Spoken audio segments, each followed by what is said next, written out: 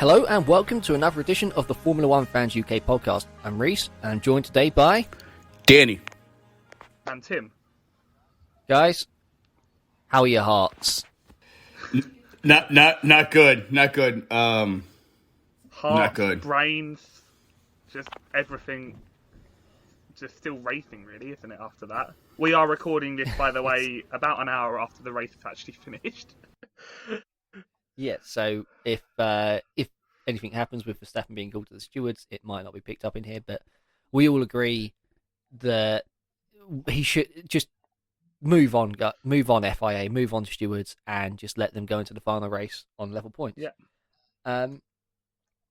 So we'll get into it. We'll start off, and we'll talk about, well, Mick Schumacher to start with. He crashed out. And whilst his weekend was quiet and there wasn't much to write home about, when he crashed out, Danny, should they have just brought the red flag out straight away, or were they right to run a few laps behind the safety car? Hindsight's 2020. We can all can say, take out the red flag immediately, but we really didn't know what the damage was. It's such a split decision. I know it's easy to complain about Massey.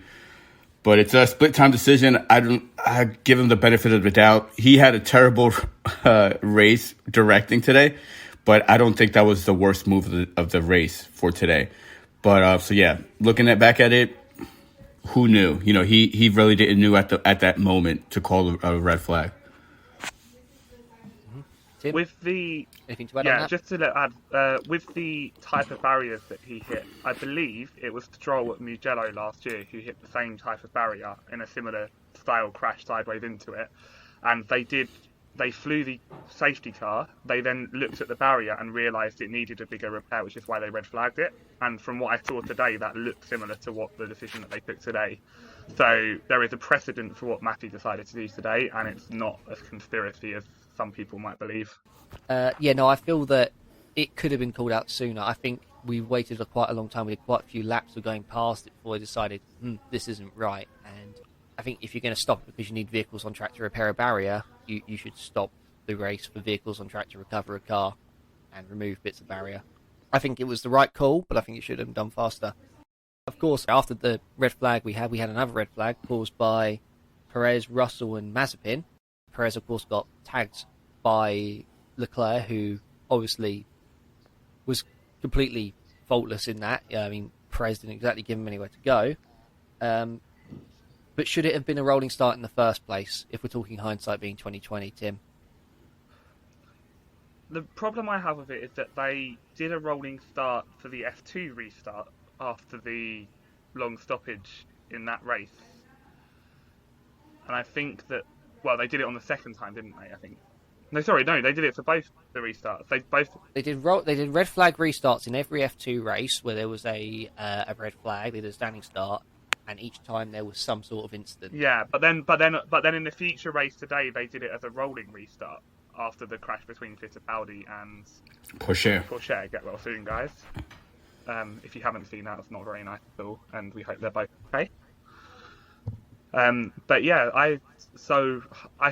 thought the FIA had learned, because I was fully expecting it to be a rolling start after that restart in the F2 race had been a rolling start. I thought the FIA had learned from the other support races across the weekend, but clearly not. You could argue that it might have still been a pile-up, the way that Russell and Mazepin especially came together. I don't think there was... If Russell had spun in normal conditions, Mazepin would have hit him the same way. But definitely the Perez and Leclerc incident could have been avoided, I think, if there was a rolling restart. But maybe not so much the Russell-Mazepin contact. I don't think Russell or Mazepin ever would have had that situation, because Russell slowed down reacting to Perez spinning around. And I feel that it was more of a knock. I don't think it was to do with a red flag restart or standing start. I felt it was more of a knock-on effect of how Verstappen rejoined the track, because that slowed a lot of people down. It wasn't just Verstappen rejoining the track; it was the whole entire front four. The way that they there was a lot of I would say there was a few cars that went off. The Verstappen was sort of the first one, and then of course Bottas went off, and he came back on. Bottas didn't come on so abruptly, but it was still, of course, it caused like a concertina effect, and it bottled everyone up. And when you've got sweeping wall sections like that, you see it in Baku. You you sort of run a bottleneck almost. Has anyone seen the Esteban Ocon onboard from that start? Yeah. Phenomenal. Yeah. Phenomenal. Yeah. So just Amazing. from that restart, it was just perfect from what he did. But yeah, anyway. Well, Well, it's pretty easy to be perfect when you've got two guys in front of you who are trying to take each other out, or one trying to take the other out. Danny, you got anything more to add on? Yeah, to continue with with Ocon and that whole incident. Well, that whole incident resulting Ocon jumping ahead. Yeah, it was really tight. Valtteri almost hit Max. We could have been talking about a very different race. He had to take evasive action already. But yeah, that incident, that whole. You also got to give it credit to the track. Well, not credit, but blame on the track as well. The blind corners. After that first chicane, the corners are pretty blind, and it's very hard to see it. If you go on Mazepin's onboard, it happened very sudden. He had nowhere to go. Had no chance to avoid it. No chance. So, part to do with the blind corners. If there was a little more runoff on the side, if it was at a traditional track, we probably wouldn't have seen an incident like this. It would have been like France, for example, where everybody just kind of spreads out to the side and everybody comes out unscathed. But yeah, it's a tough track. Yeah. Well, that being said, you've got to remember this is a street circuit where every single road was purpose-built and didn't exist before the race actually happened. The main straight, of course, is going to become an actual road, but other than that, it's not really a street circuit, and you could have, in theory, opened it up a little bit more to avoid situations like this. I think turn one, it unnecessarily bottlenecks and tightens up, where it could be a bit more open, and we may have not seen some of the rejoining that we saw. Finally, on the retirements, Sebastian Vettel eventually retired after shedding more and more pieces of car on track. A lot of this debris he shedded at once. It was from the contact from Danny, Timmy, wasn't it? That he shedded. Yes, it was from the contact from Timmy. Yeah. Yes. Yeah, but a lot of this debris came off at once. Should they have just called a proper safety car, Danny, or should they just kept with running stupid VSC after stupid VSC? I think my views on this clear, but yours? Yeah, same. Just call a safety car out. Make sure you get all the debris out of the way. But it's not a guarantee it's going to happen in 5 laps from then or right after the restart. It's just, again, blaming the track on this one, the nature of this track and being a street circuit, similar to Baku 2017, where we had multiple VSCs and we had a red flag in that session because of debris. So, it's just a tough spot for the stewards, a tough spot for Massey here in this one as well. But yeah, it's just frustrating to see them to stop and go and stop and going. Yeah. One more question on Vettel for you, Tim. This one being more on the marshalling rather than the race director. Do you think that they should have just shown Vettel a black and orange flag and got him to come into the pits? It's a bit questionable because he actually, Ted was saying if you're listening to the Sky F1 broadcast, Ted Kravitz was saying that on the radio, he was the one actually saying, I need to come in and change the wing, and the team were the ones that told him to stay out. If the team are looking at it from their slow-mos and onboards, and they're saying that it looks fine, are the stewards going to have more live information and live data than the team does? They're meant to view the same systems or have access to the same systems. And the main broadcast cameras were not on Vettel for the majority of the time that he was going around live. So I think it would have been very difficult for the stewards to bring out the black and orange flag for that one. In hindsight, yes, they should have done, but in the heat of a race that I think is going to be a major topic today, it's so difficult to make those split-second decisions, isn't it? Both from a driver perspective and from an outside the cockpit perspective. It's the story of this race, really, isn't it? When we get onto instance later on. You can always say in hindsight they should have done this or they should have done that. So moving into the guys who actually finished the race, Tim, Kimi Räikkönen, is he now just looking for chaos and cars to overtake to stop his boredom? And he's just checked out, has he? I think he's long gone, hasn't he? We're all aware that he's finishing, and he's aware that he's finishing, and he's just in it for a Sunday afternoon drive, seemingly for the last few weeks, isn't he? I mean, he was Sunday driving behind the VSC, I was about wasn't he? to He was bring that up. dawdling That was going along. to be my next point. Was that under the VSC, he backed Max up, didn't he? A little bit into Lewis. And even though he says in interviews he doesn't care who wins the title, you just wonder if he just thought, I know what, I'll have some fun here, back them up into each other. I'm sure he didn't. I'm sure he just didn't. Maybe he was that much of a Sunday afternoon driver that he just didn't even want to go at the speed limit. I don't think he cared about the VSC either. He's just like, nah, just get me out of here. He crashed into Vettel, caused all the virtual safety cars, and couldn't be bothered to follow the speed of them. Someone else who caused chaos, Yuki Tsunoda, Danny. I know you were on the hype train at the start of the season, but just how much does he need to grow up ahead of next season? Because he just seems to cause incident after incident. I don't know. That was just another rough race for him. He definitely needs to grow up. Next year will be his last year pretty much. So there's not much more for him to offer, unfortunately. But he's trying to make sure that he ends this year in a bang. Like 2 of the last 3 races he's been involved. In a way. Yeah, it's a shame. It's pretty much a shame. That's all I gotta say about him. Do you think Albon's a bit too crashy to be a driver mentor? No, actually, I don't. Albon wasn't really, outside of his run-ins with Lewis last year. Albon was a pretty clean driver, but yeah, it's just. He had a few crashes in practice, but yeah, most of the time it happened in practice and qualifying. Yeah, but during race, he was, they raced him hard. Give him a break. Next up in 13th was Alonso.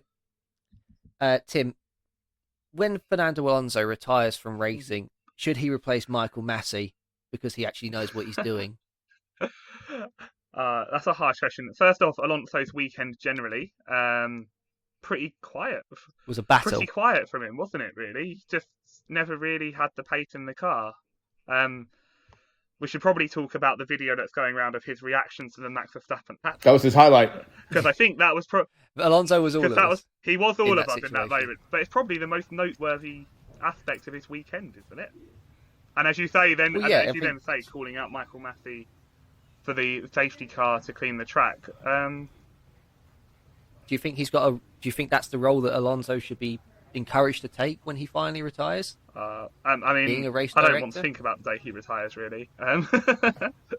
Everyone here knows my love for Fernando, but I don't think I could definitely see him coming back as a driver steward in his current format. I mean, it can't be much worse than Antonio Liuzzi, given his track record of the 3 races he's been at this season. Chaos, every one of them. Yeah, and every time he's backed away from making a decision. I'd love to see him in the media. He'll find stuff to do, won't he, Fernando? And I reckon he'll be a lot like you see some drivers who are retired from racing at the F1 level, but they go around to their local circuits and their local series and things like that, national series. I could definitely see him keeping racing well into his 50s, 60s even, of some sort. But yeah. Like Carlos Sainz. Yeah, like Carlos Sainz Sr. Yeah. He'll push on into his 50s for sure. Next up, from going about someone we've got lots to talk about, Danny, I'm going to give you someone we've all got very little to talk about. Nicholas Latifi. Who's he? Do you actually? Do you have anything to say on him? Because where was he? Did he race today? He finished 12th. 12 apparently. 12. Wow, that is his second season high of the year. No, he had a couple of points. No, he got didn't point finishes. In Spa. Because we all thought we all thought we had like Latifi 2.0 when he was getting point finishes, and all of a sudden he's gone back to being Nicholas. Latifi 1.0. Back to Nicholas. Back to Nicholas. He's Latifi without the porridge. He was just quiet. To be honest, I really didn't. All my attention was in the front end of the guys in the points. Latifi, really, his name wasn't shown. Just drove a quiet race. He would have. It would have been. This was a race where the people in the back had a really good chance to make up points. We saw Norris had dropped out of the top 10, go out. He was like at one point 14th, 13th. So this is the opportunity with the hard overtaking that a driver like Latifi, like Russell, before his incident, could have possibly moved up into the points, but you just didn't see that from them. Look where Ocon ended up, just missing the podium. He was in the middle of the pack. He was 10th. I think he qualified 9th or 10th. But still, 7th on the grid. Ocon. 7th. Ocon was 9th by 4th. Was he 9th? I'm not sure. He was 9th, Yeah. Right. Sorry. Yeah. You see, but with the red flags that came in, we could talk about Ocon all night, and I'm sure. But I'm just using him as an example where Latifi and drivers like Latifi and Russell, drivers in Williams, drivers in Alpha, Giovinazzi, ended in the points. So yeah, that's what I was trying to refer to. Yeah. Finally, the points finish, non-point finishes before we get to our advertisement. Tim, Lance Stroll. Kind of. What happened to him? And what happened to him and Vettel in qualifying? Was it their fault, or is there a problem in the garages at Aston? Because you're seeing the miss Q2 quite a lot. I just don't think the car had the pace this weekend. I don't think it's a case of when they sent them out or a strategy issue. I just don't think they had the pace in the car the whole weekend. They just looked off it, him and Vettel. He actually had a brilliant first stint in the race between the initial start and the red flag for Mick Schumacher. He actually made up a lot of places, and again, it's just racecraft coming through, which we just wish he could qualify, don't we? And then he would be a regular, much higher points finisher, as proven last time out. If it rained every race, Lance Stroll would be brilliant in qualifying. Yeah. So the Middle East doesn't suit also him in that the sense. High-speed tracks, isn't it? So he's very good at Monza, isn't he? Even when it isn't raining, and he's very good at Baku as well. Well, this is a high-speed track. No. This That's is the thing. You saw how good his street racecraft were. You saw how good his racecraft was today, because he did it. He had a good race, and if I just don't think the car had the pace, he probably outdrove the car in the race to finish 11th. So I don't think it's a strategy issue. I think it's a car issue. Also, Aston Martin has been very open that they think they were the first team to completely shut down for this year's development and go to next year's, which explains a lot of the drop-off, I think. Watch out for them next year, hopefully. Hopefully. One thing that you can keep watching out for this year, though, is 3D printed track wall art. Keep an eye on the Facebook, Instagram, and Twitter socials, and even Discord this week, as we will be running a competition giving away some Abu Dhabi 3D printed track wall art. It is the old layout, but that's because this was manufactured at the start of the season. It was always planned to be given away at this point in the year, and it was very kindly supplied to us by podcast sponsor Apex Tracks. And, well, for all your 3D printed track wall art needs, go to apextracks.com. That's apextraxs.com.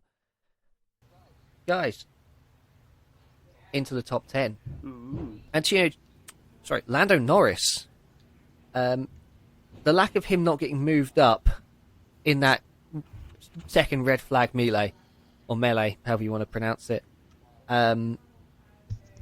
does it show that the race control just had no clue of what was going on when they were thinking to adjust the top three, but didn't think to adjust Lando Norris, who had to slam on the brakes and drop to the back of the order and then fight up? It's just a unfortunate spot for Norris, and all the energy being spent to the guys in the front.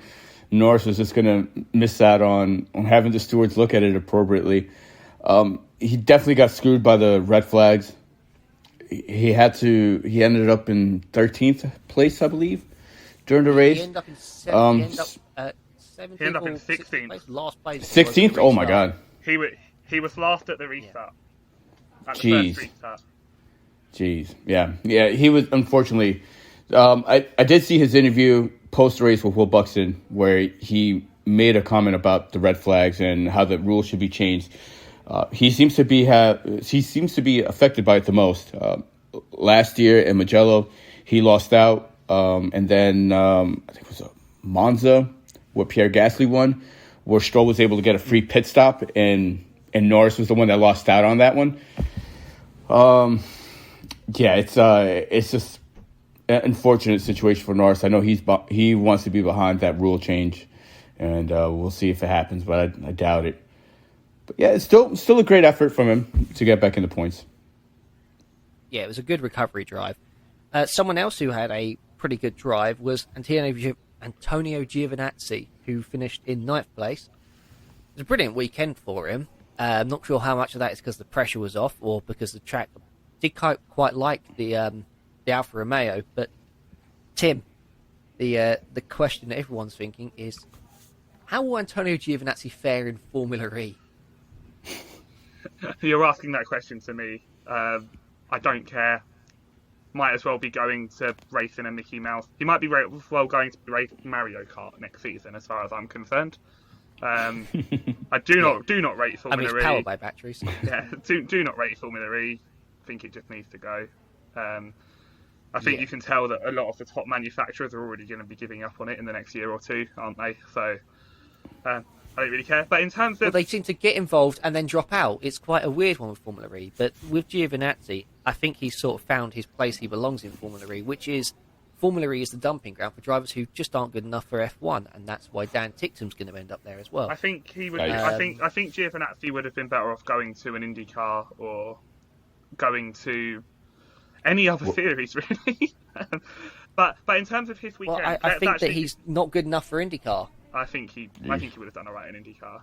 When you consider Max Chilton has had a full-time drive for the last few seasons, he's definitely good enough for IndyCar. Yeah, but Max Chilton was showing us what he could do in a Manor or a oh god, what were they before Manor? Yeah, but he bought his Marussia, Virgin, Marussia. Marussia, that's it. Chilton was a legend. Chilton had the record of most race completions without DNF. Consecutive race completions, yeah. Chilton had it before Ocon took it over in 2017.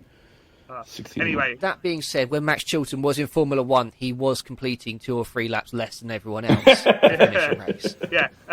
Anyway, so can we actually talk about Giovinazzi's weekend?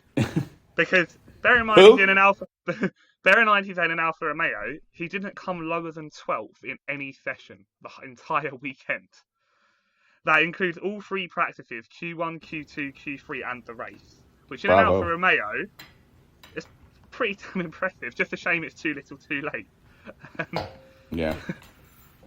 But that in an Alfa Romeo, that's damn impressive, I think. He deserves all the credit, and he'll deserve his points and any bonus he gets for his points this weekend. Now, after Giovinazzi was Carlos Sainz, who had a good weekend, I thought. I thought he was unlucky. When he lost it in qualifying, we've seen that a lot of cars around that at that particular corner losing it. And when he clipped the rear wing and he got sent back out, I thought that was quite foolish of Ferrari to send him back out. I thought there was no way that car is going to be able to hold up under the G-forces at those high speeds. But when he came back and raced through from 15th to get 8th place, Danny, brilliant drive, really. Yeah, just a brilliant drive by Sainz. He's showing his talent at Ferrari. Just really unfortunate in qualifying to have that mistake. But he still had a good effort. He made the race entertaining in the first part of the race before the red flags. He was moving up. Sainz is obviously has a lot of talent and is deservedly in a Ferrari, and it's just a team to watch for next year. Ferrari is. Yeah, but they were classed well. I do have to say, what's going on with Ferrari and street circuits? They always seem to have been in qualifying. Leclerc, Monaco this year, Baku, was it 2 years ago? Yeah, what? They need to get that sorted out. Vettel and Kimi at Singapore, if you go a bit further. Yeah. I even had mentioned Singapore 2017 earlier. You almost had the same scenario there. But they seem to have quite an infamous history of crashing on street circuits, Ferrari, even going back to Schumacher, who had one in Monaco. But while we're sticking on Ferrari, we'll move up one, Tim, to Leclerc, who was class, and this weekend I think he showed that class, and I mean, if there was any questions on it now, it's well and truly sealed third place in the constructors for Ferrari. Yep, which if you'd offered them that at the start of the season, I think they'd have bitten your hand off. Especially considering the first part of the season as well, that engine upgrade that they brought in. Where did they bring it in? Middle of the summer, didn't they? Was it after the summer breaks they brought it in? Spa time, wasn't it? And then because we never got to see it properly at Spa because of the weather. And then they were really fast in Yeah, that's it. in the Netherlands, weren't they? Holland. Pretty solid weekend for Charles. A qualifying lap. If you haven't seen the onboard, find it because it's phenomenal, absolutely phenomenal. That car, he was just so on the edge of every corner. The lap that put him in fourth place. It was just brilliant. Caught out by the red flag situation, was one of the ones that pitted, and the three that finished ahead of him didn't. I want to say Gasly didn't pit either. I don't think on that pit stop, did he? I can't remember, to be honest. I know a lot of people came in. I think what I want to. Yeah, but he was obviously the first of the front runners to get caught out by stopping before the red flag came out. But yeah, he had a good race otherwise. And also, I think is it the fourth or fifth race in a row that the Ferraris have finished one ahead of the other, which is just a very consistency when you consider impressive. they're all in the points. It is good when they're all in the points. I mean, Ferrari were finishing one ahead of the other last season, but that was like 13 from 14. Yeah. I think what's going to be said about Leclerc is he showed some great car control when he got pinned by Perez in between the wall, and somehow, when spinning Perez around, he was able to slow the car down and manoeuvre around Perez without damaging his front wing. Or from what I saw, I didn't see any damage on the front wing, which I thought was brilliant car control. But one last driver before we get into the top five is Pierre Gasly, who, of course, you just mentioned, Tim. Danny, what do you think of his race? Do you think, finally he had a good race, finally had some luck, and finally had some race pace? Finally got to finish a race like this. He seems to not be in it. Another great result from him, top six. He had a great qualifying. He just had a good weekend. Just shows his talent. But yeah, I think he was the one. He was one of them that benefited from that earlier red flag. Moving on to Ricardo, who was Tim. I think the words you would use to describe Ricardo this weekend were silently brilliant. You didn't really see anything of Ricardo from lap 3 onwards after getting done by Bottas, but after that, solid, brilliant, avoided the drama and brought home a very solid result. Yeah, brought home the result. Very similar to, there was a race earlier in the season when, again, he benefited from either a safety car or a red flag, got put in position in that 4th, 5th area, and I think he came home 4th in that race, just based on the Well, he qualified up there. This time he qualified up there. This time he qualified. Position, yeah. No, Ricardo qualified 11th. He didn't make Q3. No, he had a good start. He had a really good start because he was up ahead of Bottas. I was about to say, across the weekend, he was actually off the pace through most of the practices and most of the qualifying sessions. That's it, yeah. He kind of scraped Q2 with a last gas lap, and then didn't even make Q3. So it was kind of a surprising race, but obviously we didn't see much of him. But he obviously had the pace to keep it on the straight and narrow, and to just keep the car in contention, which is what he needed to do, wasn't it? So, yeah, very good try for him. Important points for McLaren. I know that the third place is now pretty much gone. Is it gone officially? Must be close to being gone officially. But yeah, good points for McLaren. Good drive from Ricardo. Constructors. Yeah. I assume that they. I think it's like they pretty much need. I'm pretty sure it's gone now. Yeah. It would need like a McLaren 1-2, wouldn't it, or something, and a fastest lap with Ferrari not scoring, which you never know. It's happened once already this year, but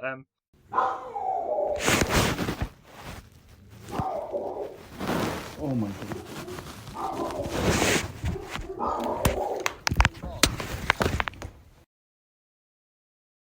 Sorry about that. Danny, we were... That's all right. Danny, now you're back from dealing with old Yeller, we can talk about Esteban Ocon. we're just saying he has got to have been really the driver of the day. You can forget what your popular vote said about Verstappen, Hamilton. You can forget Bottas getting that last second podium. Esteban Ocon was really the driver of the day today. Yeah. Check his onboard. Everybody should really check his onboard from that red flag restart, the first one. Just really, really patient. Attacked at the right time, and he had the lead. He got the lead with the incident between Hamilton and Verstappen. We can't expect a repeat of Hungary. I think that would have been a tall task to ask. Max and Hamilton were in a class of their own again today. But just, again, being at the right place, the right time. It should be called like the Sergio Perez Award, because we remember when Perez was in Force India. He'd get all these random podiums for being at the right place at the right time. Ocon is one of those drivers. But yeah, just great race from him. Controlled it all race. Held that.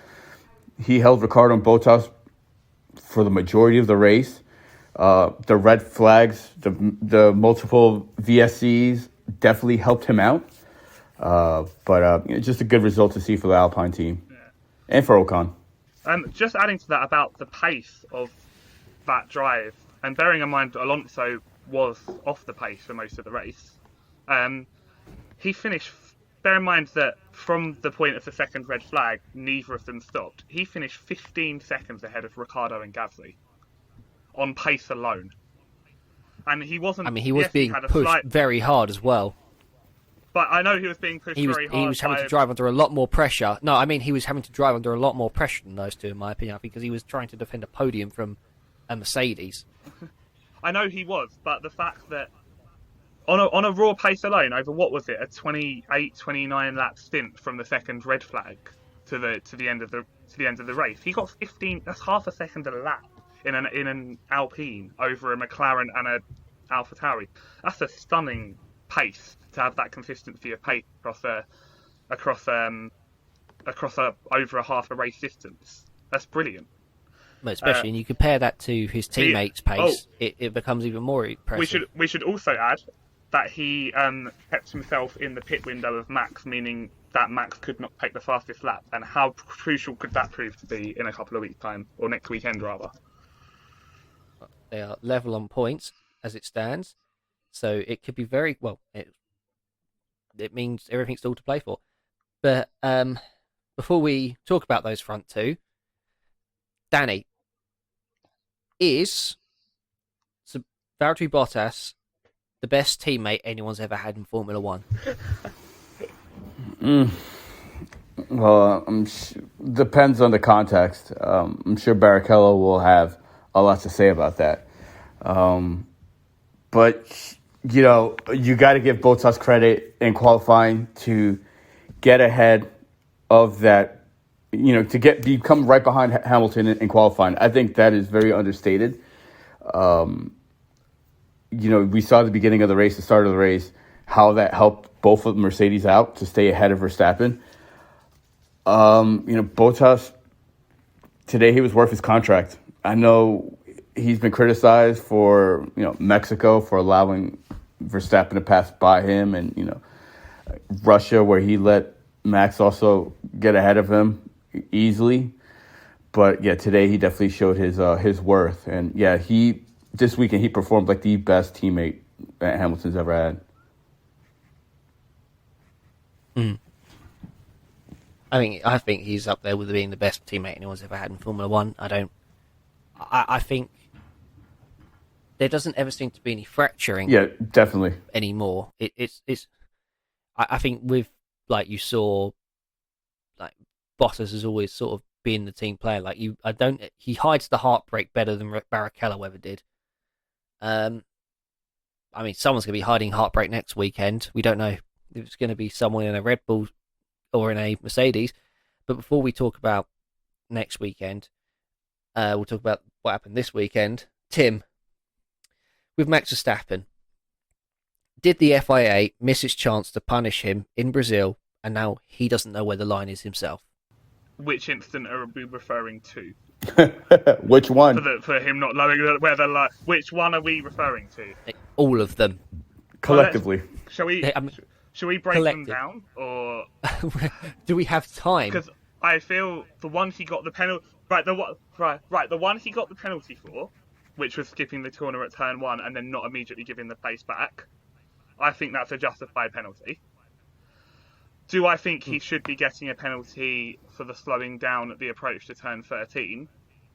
Honestly, in my opinion, no. I do not understand why Lewis. No, I didn't feel there's a dive to the misunderstanding inside. that. I do not understand. It wasn't relayed to Lewis, and he thought there was probably. I mean, he just didn't know what was going on. He thought there was some sort of tactics, and then it was like Ron Meadows said on the radio with Michael Massey, "Hey, look, we didn't know he was doing this." And Michael Massey says, "Oh no, we told you." And he was like, "Yeah, you told us as it was happening. I couldn't get it down to. I couldn't then relay it to James or Bono to then relate it to Hamilton." So I think that one was just a misunderstanding. I think Verstappen tried to let him through, and then I think there was some consistency here, which is weird for the FIA, because when he, at the final corner, let Hamilton through and then dived back past him himself, it was very Hamilton Raikkonen in Spa 2007. And I think that's when the stewards were like, no, screw this, we're giving him enough chances to give this car play. It was 2000. No, it was definitely 2007 because it was the bollocks. It was the one. It was the one that sure Hamilton. 2007. Yeah, it was 2007 because it's the one Hamilton got it taken off him. It was. It's the one when Hamilton lost the championship to Raikkonen based on that, wasn't it? Danny, sure it's 2000. I mean, he lost it. I'm sure There was a lot more reasons he lost that. I'm sure it was 2008. Massa was given that win. Yeah, Massa was given that win. I don't know. Either way, I think the stewards were like, nah, you've taken the mick now, we're just going to give you the penalty. And I think the penalty was justified. My issue with Verstappen's driving this week was at the restart when Hamilton had got him. Hamilton was clearly ahead, and he drove, like he did in Monza, off the track to get the place back. And, of course, that's how Ocon got past, but Hamilton had to take evasive action. And I feel that this is where a line needs to be sort of drawn out for Max so he knows where it is. Because, I mean, Hamilton's bitten his tongue all season, and this time it's sort of the emotions have come out in the press conferences. I do believe Lewis has learned his lesson with Max throughout the year. I felt he played a little safe throughout the race, and Hamilton played fair. I believe. I'm not just saying it from a fan perspective. Verstappen is seeing the championship slip away. This is just another race. Now, 3 races in a row. Momentum is clearly behind Hamilton. Max has to do something, and he is doing everything he can. He's in that gray zone of the rules. He's into the black zone of the rule. The bad part of the rules. The penalties were justified. They were fair. But yeah, now they're level on points. I feel like it's just racing in Abu Dhabi, and just let's name our champion for the year. Yeah. I agree. I think just don't bother with any more penalties. Let's let them just race in Abu Dhabi. I don't want to see any grid penalties next race. I just want 2 guys go in head to head, winner takes all. I didn't hear a comparison of it at the when Max backed off and they collided. I did get very strong vibes of the Hamilton-Rosberg 2016 when Rosberg went to pull over to one side and Hamilton just ran into the back of him. Obviously, it was a very different reason that Verstappen pulled over, but just visually... No, that was completely different, and you're just talking bollocks there. No, which race? Visually. Spain 2016, when Rosberg pulled over to one side and Hamilton went into the back of him. That was different. That was so different. No, it was different circumstances, but visually it looked very similar as Hamilton came over to the same side as... No, totally different. Totally different. Different scenarios. Completely different scenario, but visually Tim, it looks very similar. I'm going to save you. Tim, I'm going to save you here. Just let us move on to Hamilton, okay? We're going to save your blushes. But the way that it was a car that slowed down in front of Lewis, and Lewis didn't take the other side of the track. So, Danny, you know what else is really similar to Tim? It was Kubica crashing in 2007 in Canada and Kubica winning in Canada in 2008. Completely the same. Oh, go away. No, I don't think if you want to set a precedent for this battle between Max and Lewis, you definitely have to go to the greats. You have to go Schumacher, Hakkinen, even Hakkinen, Irvine, 99, Prost, Senna, pick your year. This is the level of the Titanic battle that's going against them. The dirtiness, I'm gonna speak frank, but the dirtiness on Max's side is very similar to tactics from that era, from the '90s era, and that's the appeal that Max has over a lot of the drivers. That he's a throwback driver that he wants to see race. I think Red Bull and Max are doing a really bad disservice to Formula One by claiming let them race. You know, when it's clearly your driver taking advantage of every rule possible and crossing the line, not just taking advantage, but crossing the line. It's convoluting that statement, fair racing. Rules might need to be rewritten this year about engagement. We'll see what happens. This is a generational battle between two generational talents, and we'll see. Okay, we've got one more driver to talk about, Lewis Hamilton, who, I mean, really, he always had the pace to win the race. Danny? Yep. If Lewis pulls this off, is it F1's greatest ever title comeback? Oh, title comeback. The greatest. Yeah, as in the greatest comeback to come from behind and win a title. Yeah, I think history will look back at this year and we'll look better. 2010 we had a Titanic comeback. Other years at the top of my head I really can't think of. Irvine almost had that Titanic comeback in '99.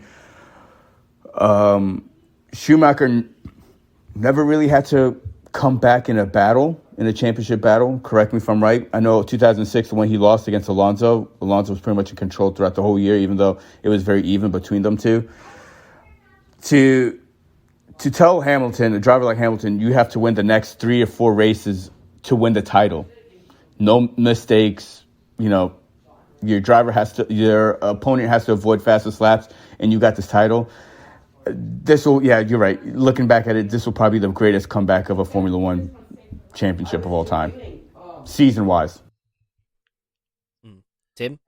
Same question. I'm desperately racking through my brain to try and think of a better comeback, and I know we're probably younger than some listeners or F1 fans out there, but I can't think of one where it's come from so far back, or just it's not just the fact he's come from so far back. It's the fact that Verstappen has been finishing podiums almost every race that he's been doing it. If Verstappen had crashed out 2 or 3 times and Lewis had won those races, then in the last couple of weeks, then you'd be thinking, okay, like Verstappen's thrown it away himself, or just like lost it through whether they were luck or whether his own accidents and things. But the fact that Verstappen has been there every step of the way alongside him just makes it that much more incredible, doesn't it? Also, he can set fastest lap after fastest lap of fastest lap, having had contact twice, and with a broken front wing where his end plate's coming off. That is just the brilliance of Lewis Hamilton, and we've said it so many times before, haven't we, on this podcast? It's just the sheer brilliance of Lewis Hamilton. I mean, it's the sheer brilliance of Lewis Hamilton, and also the utter heartbreak if you design aerodynamics in a Formula One car, when you see a car going faster and faster and faster, and it's your car, but it's broken, it's got broken bits on it. I mean, that's going to suck. They're not allowed as many bits on the wings next year, so maybe Mercedes just need to take that design without an M plate and without. All right, we're just going in for the pit stop and just being like, okay, no, we're too slow. Okay, just screw it. Just take an end plate off. Just get a sledgehammer and take an end plate off and just see what happens. Before we wrap it up, we've got a couple of things we want to say. I think, first of all, Saudi Arabia, of course, last week, Dan and I touched on the Middle East and their certain views on certain rights. I thought it was great to see. I mean, I might have missed some drivers here, but of course we had Lewis Hamilton's helmet, Sebastian Vettel with his Same Love t-shirt making a reappearance, his shoes, also setting up the women's only karting event. But also on the grid today, I saw Daniel Ricciardo, Mick Schumacher, and Esteban Ocon all wearing the same t-shirt. And I think it's great to see that from what started off just being as Lewis and Seb in the Middle East, and in these countries where you have these issues, where they have these issues with people being who they are, it's nice to see now that more drivers are putting their voice out there and saying, no, we race as one, and we don't care where we're being sent. As Lewis Hamilton said, we don't get to choose where we're sent, but we're going to speak up for what's right. So that's a great thing. But before we wrap it up, guys, I'm going to ask you one more question each. Who's going to win the title? What's the result going to be? Who wants to go first? Oh. No, but do you want me to go first? To answer it because we just don't know. I'll answer. I think Max Verstappen's going to win. I think it's going to be Verstappen 1, Hamilton 2, and I think it's going to be one of those really tough, gut-wrenching races to watch as a Hamilton fan, like it was in Abu Dhabi 2016, where you just knew whatever Hamilton was doing, just couldn't get that final bit. Well, it all depends. It all depends. We all know it depends, but I want to know who you think is going to win. I feel like Hamilton will win. Money where the mouth is. Yeah, I feel like Hamilton would win. The track has made the changes. It's 11 seconds faster than claiming it. This plays into Mercedes' hands. Obviously, the 2 long straights and the following the long straight, you don't have that weird chicane to the left-hand turn. Yeah. It's just one big swooping turn. You still, I don't know. They're tied. So fastest point are out. The fastest point equation is out. Yeah, it's who finishes. It only really comes into it if they finish 9th and 10th, and Verstappen gets the fastest lap, or Hamilton gets the fastest lap. Whatever happens in that situation. Yeah. It's the only time 1 point can separate them is 9th and 10th, and that's not going to happen. If that happens, my God, just give disqualify them both and give the title. If that happens, disqualify them both and give the title to Bottas. No, but if they hit each other at turn 1 and then they're fighting back through the field, it literally could come down to I don't have the heart for it. A 4th, 5th, or 5th, 6th. It could come down to the 1 or 2 points that is the difference in the lower point system. If that happens, Max wins it. Do you think so? Whilst we're being skeptical, Danny said Hamilton. I said Verstappen. Tim, you got the casting vote. Who's going to win the championship? Lewis.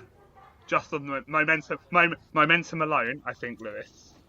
Just because of the way that he has come back, and also just everything that's transpired today. I hate to say it, the only way I see Max winning it is if Max takes Lewis out. And Damon Hill said on the broadcast, they bought things in since 1997. If someone does that, they'll get disqualified. You guys can't see our faces that are listening to this podcast, but this has probably been the most difficult moment of a podcast. It's very somber. We don't. The truth is, we won't know probably until the final lap of next week, and it's going to be so exciting and so tense and nervous, and it's going to be the roller coaster. The roller coaster of emotions that we're all as F1 fans are going to go through next week, regardless of who you want to win, regardless of who you support. It's going to be fantastic, and also horrible at the same time. Hopefully, yeah. Well, guys, thanks very much for listening. If you've enjoyed listening to us, there's a link in the bio of the podcast to connect with us and everything else on all our social medias. I just want you to remember that if you're a Hamilton fan and Lewis doesn't win the title, it's all Tim's fault because he had the casting vote and has jinxed it. However, if Hamilton does win the title, just want to say this is why we're brilliant, because we predicted it. Can I just add to that as well? If you are a Max or a Lewis fan and your driver doesn't win the title, don't start abusing the fans or the opposite driver themselves, because what those two men have put on for you this season is one of the greatest things I've ever seen in sport, and I'm a massive sports fan. And however it ends up, it's going to have been one of the best roller coasters that you could be possibly put on by any show in the world, pretty much. So yeah, show respect and graciousness if your driver does lose. And to quote Michael Massey, that's the deal if you want to take it. We did not talk about driver 21. Yeah, we didn't talk about driver 21. He was driver number 21. Was it driver 31 in the end, or 32? I don't know, but either way, guys, thank you very much for listening. Replace Massey. Replace Massey. Goodbye. Bye, guys.